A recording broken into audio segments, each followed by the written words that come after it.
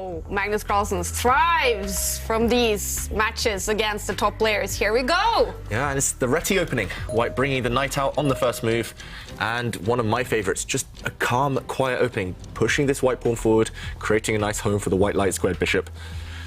Black here has a huge amount of choice. What will Ding play? Ding can bring one of the black knights out, occupy the centre with some pawns. Plenty of choice. What do you think of this opening decision, Simon? Yeah, pretty solid. I think it's to be expected, really, from Magnus. As you said, really, David, I don't think he wants to take too many risks. He does really respect Ding as well, so he's not going to play something completely crazy in this first game. Maybe we'll see that later on if he's able to get a victory here. On the other hand, we see Ding playing a very solid setup, kind of like a French defence, really. And Magnus now must decide which pawn he pushes, and then we go. He now pushes the D pawn, going into well, this structure I've actually had with the black pieces many a time, where you give away the centre, but you can try to attack it from the side, a bit like the Grunfeld you play, I guess. Yeah. Yeah. I agree. I was a little bit disappointed that he picked up the D pawn and pushed it 2 squares. I was really hoping to see him push this pawn, the D pawn 1 square, and get a little bit more of a kind of thematic position. Here, it's in the realms of big theory, and also, you know, it's actually something that both players are very, very familiar with, this Grunfeld structure, and. Well, White has one move more than they usually get, because the Grunfeld opening is an opening for the black side. Yeah, so if we do jump in to explain, we're talking about openings here. White setup, especially with the bishop on this long diagonal, staring down towards the black pawn centre, but along pretty much the perfect diagonal, as well as black here, white, normally castling the king. This is what we regard as the Grunfeld. It's when you allow your opponent to have the pawn centre. Here, Magnus is allowing Ding these very, very strong pawns, but White is going to try and chip away at this centre with his own pawns or with his pieces. And Ding just says, OK, he brings the bishop out. Normally, in the Grunfeld, we have colours reversed. So as Jovanka mentioned, Black would normally have his knight out on this square. So it's very similar, but an improved version here for Magnus. And instead of maybe the most common move, bringing the white bishop out, for example, trying to undermine one of the defenders of Black's pawn centre and trying to trade off this knight, Magnus has pushed his pawn forward. And this is really, really ambitious for Carlsen. Firstly, he's threatening this pawn, but, for example, if this pawn is defended by the black knight, then White might even consider pushing forward, kicking away this bishop, driving it away, and once the bishop moves, then a pawn in the centre will fall. So serious pressure in the current position on not only this pawn, but this pawn. Both of Black's central pawns under fire at the moment, and Black can deal with this in a couple of ways. I think the most natural, the most simple way is to actually just trade off and capture this white pawn. Yes, you part with your beautiful centre there with Black, but at least now you're compensated. For example, if White takes back, your isolated pawn in the centre of the board is compensated for by the fact that White also has an isolated pawn. And here, Black can simply castle the king. I'm wondering if Magnus is actually going to play something even more ambitious in this position and take with his own pawn, throwing his pawn up the board to try and create an attack and at least undermine the black pieces. Yeah, it's really getting spicy already at this early stage. Ding seems to be surprised. I'm not sure whether he's seen this position before. I've looked at it very briefly myself, but it is quite rare. Quite a rare setup for White, and in the current position, this is the decision he has to make. What does he do with his central pawn? You could make an argument for pushing it forward, gaining a bit of space, but if you do this, then White gains squares in the centre. White now gets a nice post for his knight. White still has the option of pushing forward, hitting this black bishop. It's very, very tense, but it's all about these 2 pawns in the middle of the board right now. And Ding has to do something about them. He has to make a big decision right now. Yeah, I can just, looking at the stats on my database, I can see maybe 2013 or something, this line was popular, but then somehow it kind of, the fashion died out, you know, and suddenly no one was playing it anymore. But it has been played before, and the main move is actually to play pawn takes pawn, as you suggested. And in fact, White's most popular response to that is actually to capture the pawn back with another pawn. Yeah. So fireworks on the board already. Yeah, you mentioned 2013. I think the last time I looked at this position was nearly that far back. It was many, many years ago. So maybe Magnus, he's actually gained a minute on the clock since we started the game. Maybe he's more familiar with this position than Ding. Ding now investing quite a long time. He does go for the most popular move. And Magnus instantly, I think Magnus had pre-moved to recapture a pawn. And the moves are flying down onto the board. White's knight in the middle of the middle now. Nice square, but he gets the bishop pair. He trades off. And now black's pawn's in the center of the board.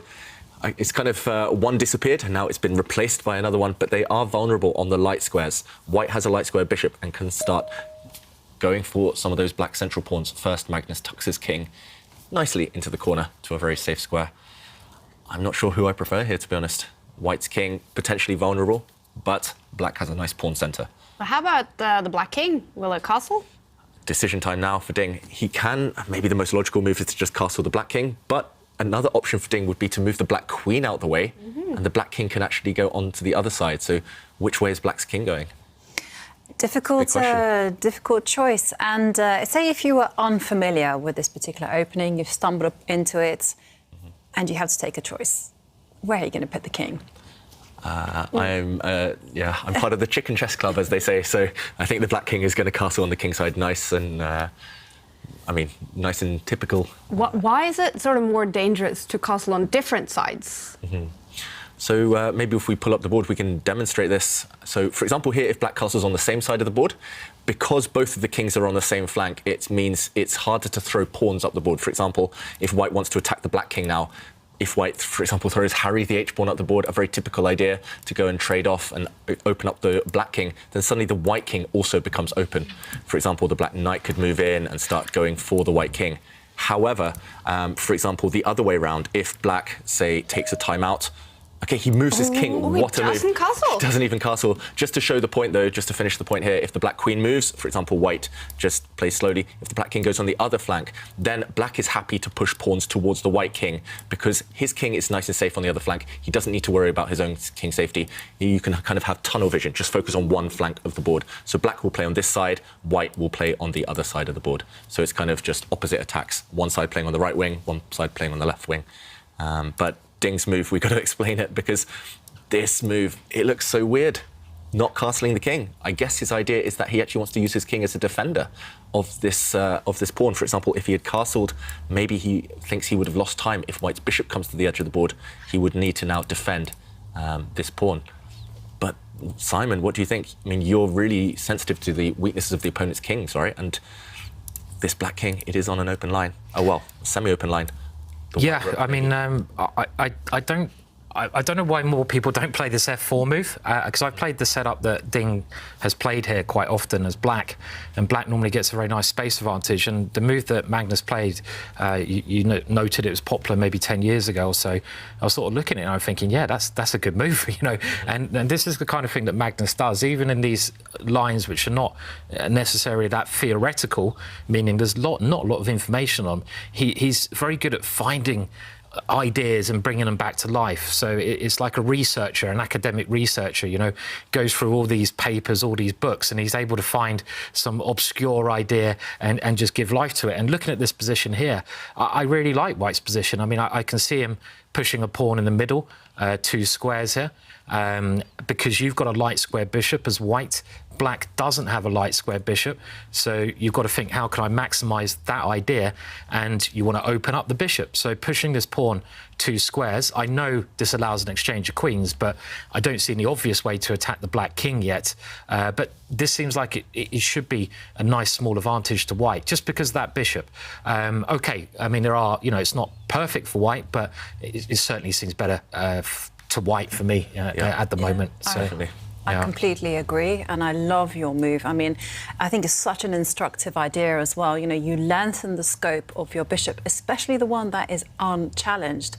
Didn't you have a rule, David, about playing with bishops and just how to block them with pawns? Yeah, so I guess because black doesn't have a light squared bishop, Simon's move on the board. Because black doesn't have a light squared bishop, it actually makes sense for black to put his pawns on light squares to at least grip, at least control some of that colour complex. But Magnus now, he's trying to erode these strongholds. He's trying to break down these pawns. And as Simon mentioned, this pawn pushes forward. So just to finish the point of a trade here, white can allow the trade of queens, the queens staring down at each other. Or white could maybe move the queen out of the way. If you want to keep queens on the board, you can maybe just shift the queen, not sure exactly where. For example, here, yes, the knight can jump in. It might be a bit annoying, but you could make an argument for the queens staying on the board potentially. But let's assume that Magnus plays the most obvious move after this capture, and he just trades in the center. And for example, if we do see everything come off the board, this is, I think, a great illustration of Simon's point. This white bishop now is just a phenomenal piece. Even if all the rooks come off, deep into the endgame, this white bishop is going to control this side of the board, this side of the board. Black's knight here is a bit stuck. It has to just block the bishop. It's not competing for the light squares at all. So we talk about the bishop pair as well. White has the two bishops, open position. White has the advantage in this endgame. Remember, endgames favour Magnus as well in this matchup. So that's why Ding, I think, is hesitant to trade pawns in the centre, because queens might come off, and this white bishop is going to really dominate the board. So difficult decision for Ding right now. Do you think he's actually thinking, OK, I'm playing Magnus, I want to keep the queens on? That's what I would be thinking as well. It's just difficult to do that. I can't really see an alternative to capturing this pawn. Simon, this one looks too risky, right? Pushing forward in the centre for Black. I mean, you got to think whose king is safer. And even if you're scared of going into an ending because you're playing the guy who always beats you in endings and beats everyone in endings, you've got to try to play the best move. And I think that's what Ding's done, because just compare the kings. White's king is a lot safer than Black's king. And I think just for that reason alone, you should get the most dangerous pieces off the board and aim for an exchange of queens, which, I mean, if he doesn't exchange queens, it's going to get really dangerous. There's some breaks coming up with the F-pawn. So I think he really should exchange queens shortly. Yeah, so this is definitely in the pushing this pawn forward, breaking through to the Black king. So, yeah, Simon is voting for queen takes queen, capturing the white queen. I'm inclined to agree. Trade the queens off. As I mentioned, white is the one with an advantage here. That's clear. Black is just fighting for a draw, but at least you're alive. Any other alternatives other than trading this queen? For example, bring the Black queen away somewhere. Keeping the queens on the board does allow the white queen to jump into the attack. And yeah, it does look very, very scary, pushing this pawn. And clear target for white. I'll be absolutely shocked. Yeah, I mean, if Ding does not swap off queens. I mean, who wants to live there with the king in the middle of the board? No one, no Exactly. one. No, I mean, that king is just like so naked there. I mean, it's really an offence to the environment, that king. You know, he's going to get arrested if he doesn't get the queens off the board there. I mean, yeah, I think you have to, don't you? I mean, just looks. I mean, maybe you can survive some other way, but just with the move David demonstrated and that real freeing move, all the white's pieces are very nicely positioned for the attack. But I mean, saying that, even if you swap queens off, it just looks very nice for white to me. Doesn't it? That bishop is so strong. White does, doesn't it? I mean, this is an ideal position to have, right? You're better, you've got a better position, and you haven't really got any risk. So it's those two result games, you know, draw or win. You shouldn't lose this position ever at this level. So I mean, he hasn't done it. OK, wow. So he's trying to put some pieces around his king, and you know, it's probably fine to do this, but I would just be scared. You know, I'd just be like, oh, I'd just be like, my king, my poor king, eventually. But I mean, I'm so glad I didn't bet anything, because I was so certain that the queens would come off that I would be like, yeah. Oh, another song? Could we have another song? I mean, we had this great tweet yesterday of us all in the Spice Girls band, and I think the only one who looked semi-normal was you, Ivanka. I really apologise to everyone for putting you in that situation. But it was at the instigation of Simon. He was the cause of this all. Yeah. And it was a long day yesterday, you know, and we were a bit. Can we hear more away. songs today? You know, maybe in the third hour or something. Yeah. OK. Well, we've got to have. We've got it all or something. Yeah, we want voting to come in. What do we want Ivanka to sing today? Well, and not. I got a lot of messages saying, OK, when you were, it was very nice, the Spice Girls, but Simon and David didn't join in. They were very disappointed. Let's do a boy band thing with you guys today. I'm not a boy band, surely. No. Get them doing something really cheesy like Backstreet Boys. Yeah. I want it that dress way. you in white suits, and then you can. This sounds like a nightmare. We have done some karaoke together, though. We have. I actually remember down the karaoke bar. David, the Backstreet Boys was a song that did come out for you occasionally, wasn't it? So. No comment. Stay tuned for the singing. As long as it is from the 90s, I think David can do it. Yes. Yes. I literally don't know any songs from the 2010s onwards. Okay, meanwhile, no queen trade, Simon. Yeah, I mean, I'm happy to see this because I do like seeing the queens on the board, but risky. Yeah, risky. And the computer agrees with you 100% there, because as soon as Ding avoided the queen trade, the evaluation bar swung the whole way over for Magnus. So white now in charge. It's all about the white queen, and she does enter the fray. It's not clear exactly what she's doing yet, but she's lining up against the black king. But was that the right direction? But also, I mean, you could have tried this F5 move. I mean, that would be Wow. that would have been the first move I'd have looked at. I mean, it might not work, but you certainly, it's very, very, in this position, you know, a very thematic idea to blast it open, which David may be showing the analysis board now. And it might involve a piece sacrifice, but look at the black king. I don't care. Push that pawn, because I need to get rid of the defence around black's king. And whichever way black takes, maybe I can sacrifice a piece there. And this looks like a lot of fun. It was another idea. Yeah, you know, and Simon, I took a peek at the computer here, and guess what? Your move pretty much wins on the spot here for Magnus Carlsen, blowing open the position. Hang on there, hang on a minute. Just let me. So I play better than Magnus. The one time in my life. At least it's one move. Yeah, one move. I did one move. Very nice. But you're right, the idea has been in the air for a long time. The idea is still in the air now, and he missed the one moment, the one opportunity to kind of throw this pawn forward. And just to show, if the pawn recaptures, then suddenly this diagonal is open towards the black king. This is deadly. If the other black pawn captures, then this diagonal is open towards the black king, also deadly. So Magnus missing this opportunity. Some calculation needs to be done, of course. As Simon mentioned, you need to work out that you can maybe, for example, sacrifice a piece, blow open even more lines towards the black king. But I think Magnus should have invested a little bit more time. He barely paused at all. He played the queen move instantly. And ignoring this pawn push might well have been a huge opportunity missed. So white's queen came out in the end, and now look at what Ding has done. He's so terrified of this pawn push that he's using the black knight to come over and defend. And I think this is a great idea from Ding over the last couple of turns. And yeah, now if we fast forward to the current position, white has actually won a pawn. Sorry, actually, to rewind there, white has actually won a pawn. This pawn, very valuable one, but after the bishop captured, black's rook moved, and now black's knight at least occupies and blockades the pawn push. So black's actually given up a pawn just to stop Simon's idea. That's how big, that's how scary it was. But why did Magnus spend a whole move on just moving his rook one square behind another pawn? Yeah, here, I guess this pawn is under fire, and your bishop is stuck at home, unable to develop, if it has to stay at home and defend this pawn. So by moving his rook across, now he has freed up his bishop, and as we saw in the last turn, he's moved it away. So he's replaced one passive piece, the bishop, which is now active, with another passive piece. Now he has the problem of how to activate his rook, just defending this pawn.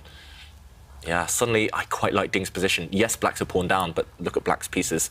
The black rooks both on great lines, this line, and black's knight doing a great job of blockading. If white ever takes off this knight from the board over the next few moves, then, for example, here, black is very, very safe. The king has a nice square to kind of tuck itself away to.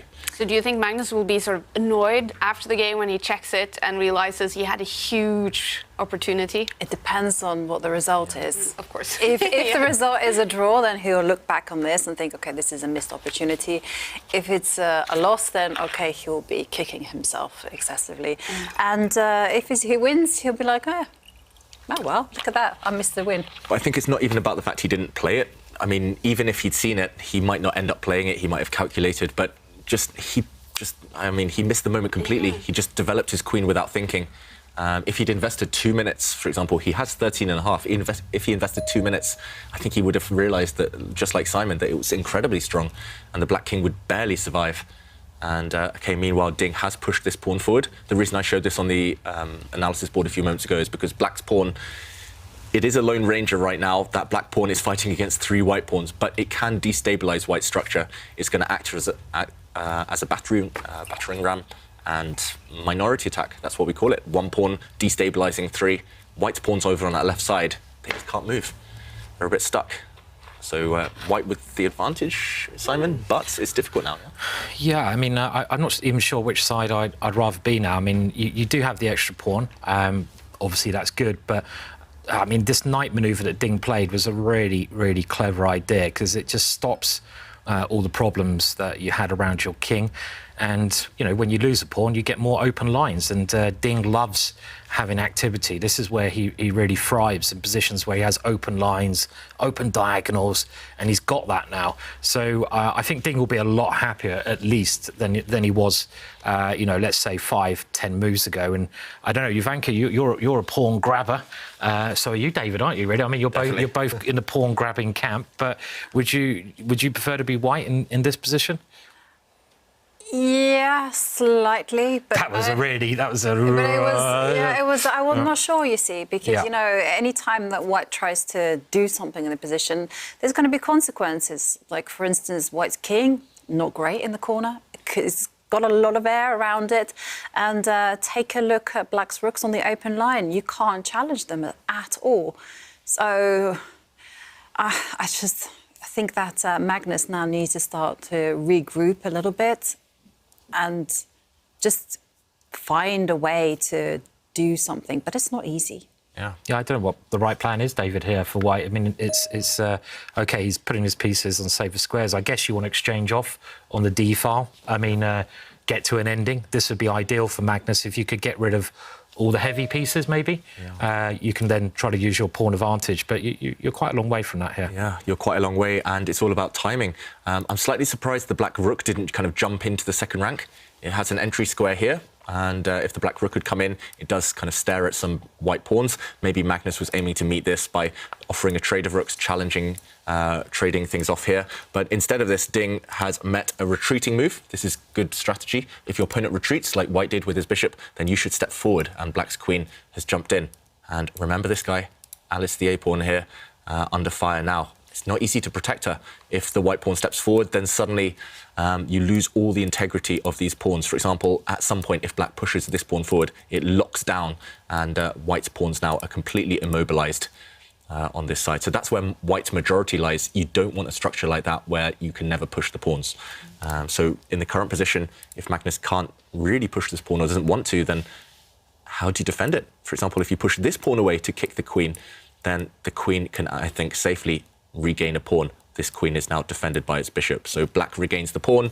Black is doing at least fine. Really interesting position here. As Simon said, if white gets a couple of moves to bring the rook across and trade things off, then white's doing well, but you just don't have that luxury. For example, if the rook comes across now, black will just take. And your queen cannot recapture. The queen is tied down to this bishop. So white's rook has to take back, and then I think black's rook can just jump in. Looking great. I mean, these pieces coordinate so well for black. Black's king is really safe. For example, there might even be one check, but the black king can move away now, or the black pieces can just block.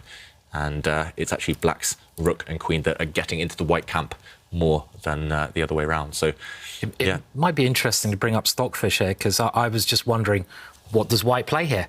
Because, you know, if I put myself in white's position, and OK, so I think I would give back the pawn. Yeah, there's too much tension in the position. And that's what the computer's suggesting. Oh, really? To give back the pawn, I think. These three moves, though, the top three suggestions from Stockfish, I don't think Magnus is going to play any of those. Yeah. They're just not natural. So the top suggestion is moving the white queen back to this square.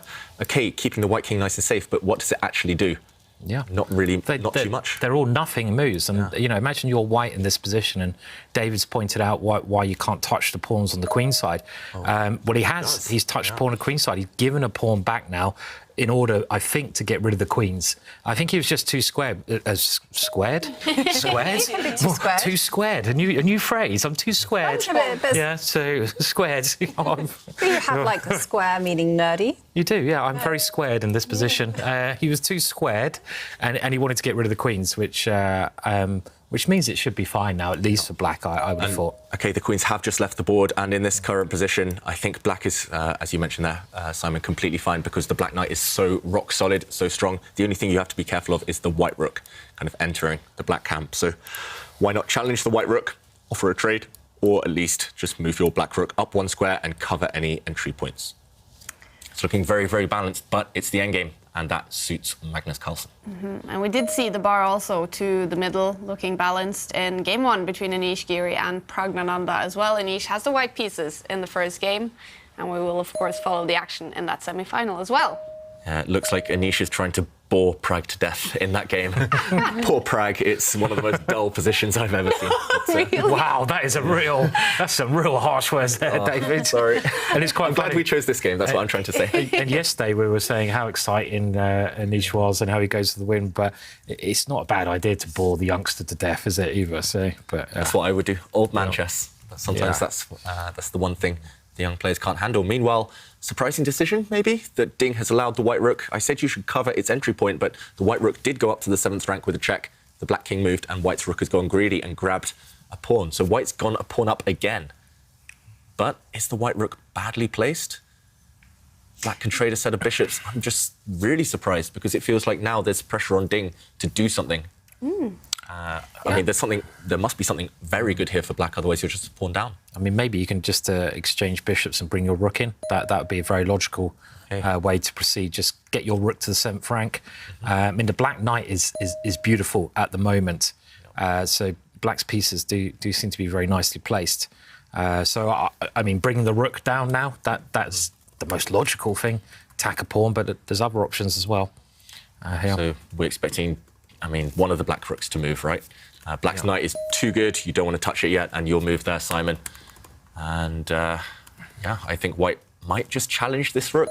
White's rook, there we go, it steps up. If your opponent's rook dominates your 2nd rank or 7th rank, if you're black, then you need to kick those rooks away. So white's rook trying to hold the fort for now, but black's rooks are now teaming up, protecting each other. And there's a threat in the position, which is just to simply trade off rooks, and then the other rook will come down to the 2nd row, give a check, and recover that lost pawn. For example, if white plays a very natural move, this rook is not doing much. If white brings his rook the whole way across again, tries to target black's isolated pawn, then Jovanka's point is that black doesn't need to defend it yet. Black can counterattack, trade off a set of rooks, and the other rook replaces it.